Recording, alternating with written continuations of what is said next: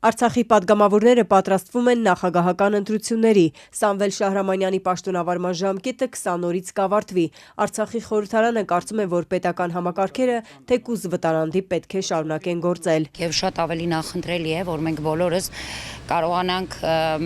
այսպես կոնսենսուսային նախագահ ունենալ, ի սկզբանե հակված լինենք կոնկրետ անձի ընտրելու, պայմանավորված այն հանգամանքով, որ նախ պահպանվի Արցախի նախագահի ինստիտուտը, երկրորդ նախագահը կենսունակ լինի, այդ ինստիտուտը կենսունակ լինի։ Արցախցիների իրավունքների ու վերադարձի հարցը առաջ մղելու, օրակարգում ակտիվ պահելու համար անհրաժեշտ է, որ տեղահանված ժողովուրդն ունենա առաջնորդ, նախագահի ինստիտուտը անխափան աշխատի, ասում է Արդարություն խմբակցության պատգամավոր Մետաքսե Հակոբյանը։ Շատ շատերի մոտ հարց է առաջանում, լավ, ինչի է պետք Արցախի պետական ինստիտուտները։ Նրա խոսքով միջազգային կառույցներում իրենց շարունակում են ընդունել որպես Արցախի ներկայացուցիչներ։ Միջազգային հանրությունը ինքը հակված է եւ տեսնում է, թեկուզ եւ իրենց ձևակերպումներում միգուցե Արցախի նախագահ չի, բայց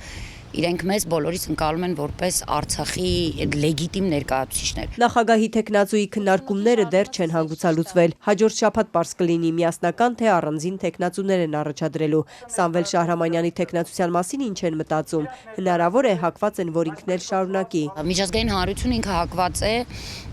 եւ տեսնում է, թեկուզ եւ իրենց ձևակերպումներում միգուցե Արցախի նախագահ չի, բայց իրենք մեզ բոլորիս ընկալում են որպես Արցախի լեգիտիմ ներկայացուցիչներ։ Սամվել Շահրամանյանը ղեկավարել է Արցախի վերջին օրերին, խորհրդարանը նրան ընտրեց Ադրբեջանի վերջին հարձակումից ու Արցախի հայաթափումից 10 օր առաջ։ Արդյոք մտադիր է շարունակել որպես վտարանդի նախագահ։ Շահրամանյանը մի քանի օր առաջ ասաց, քաղաքական ու հանրային քննարկումներից հետո կորոշի։ Մեր քաղաքական ուժերի դիրքորոշումից, մեր հասարակության դիրքորոշումից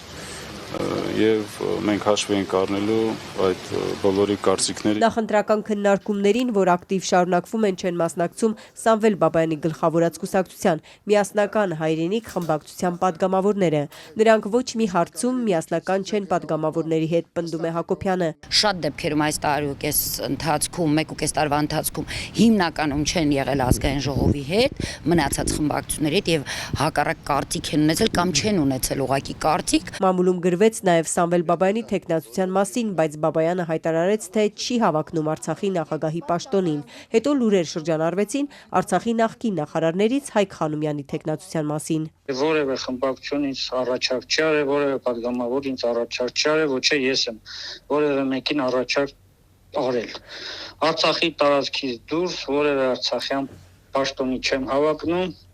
Երբ Արցախը վերադարձնենք, այն ժամանակ այդ հարցը կարող է կողել։ Հայկ Խանոմյանը թեև առաջադրվելու մտադրություն չունի, բայց կողմ է, որ Արցախի կառավարությունը թեկուզ վտարանդի շարունակի գործել։ Ես որևէ խնդիր դրա մեջ չեմ տեսնում, ես զարմացած եմ մարդկանց վրա,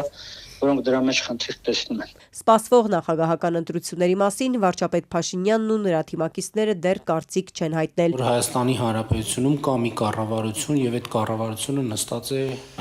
այս դահլիճում։ Նախկինում Արցախի վտարանդի կառավարության մասին վարչապետը բացասական էր արտահայտվել, այն համարել սպառնալիք Հայաստանի անվտանգությանը։ Եթե որևէ մեկը Հայաստանի Հանրապետությունում իրեն նույնականացնում է որպես կառավարություն, դա Հայաստանի ազգային անվտանգության խնդիր է